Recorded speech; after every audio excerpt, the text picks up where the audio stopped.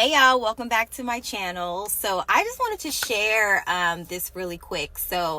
As you guys know, my last video, I was talking about some of the leadership qualities that Nehemiah had. And so in this season right now, the Lord has been really having me read the book of Nehemiah. So I wanted to share some of the nuggets that I got from Nehemiah. So anytime we are in the process of building something, especially if it's something that the Lord has prompted us to do, we will face opposition, whether that's from people, whether that's from our own mind. We'll face opposition. And so I had noticed that every time I'm in the process of building and I'm having momentum and I'm feeling good, I would feel this opposition, right? And it wasn't from people per se, but it was more so kind of like things that will happen in my life. So I started to see some of the things that the enemy does, some of the strategies that he uses when I'm building, and I started to kind of notice that, right?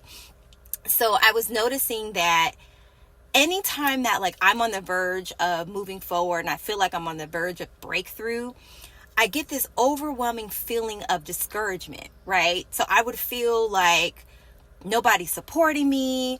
Why am I doing this anyway? I've been working hard, but I'm not seeing any progress. And then what I would end up doing is pulling back. And instead of pushing forward, I would end up pushing back. And so I knew that because this happened to me time and time again. And I'm like, Lord, like, why does this keep happening? Why am I feeling this way? And these are the strategies of the enemy to try to keep us from pushing forward. And so in the story of Nehemiah, he had the opposition, people trying to slander him, people trying to discourage him and his team from building. And although it was through people, the enemy can use your own thoughts to try to keep you bound or try to keep you from pressing forward, right? But the one thing that Nehemiah had was his strategy was he continued to pray. No matter what type of opposition that he faced or came his way, he kept building, he kept pushing forward because he knew that God was on his side. He knew that the Lord gave him this vision to rebuild the wall. And so no matter what, he had his weapon in one hand and kept building in the other hand. And so I knew the Lord was prompting me to be like Nehemiah. No matter what comes my way, don't stop. Like, keep building that momentum. And when I do get discouraged, use the same strategies that Nehemiah did when he was building. So the strategies that Nehemiah used was, one, he just kept praying. Two, he encouraged his people no matter what came at them to still build because the Lord was on their side.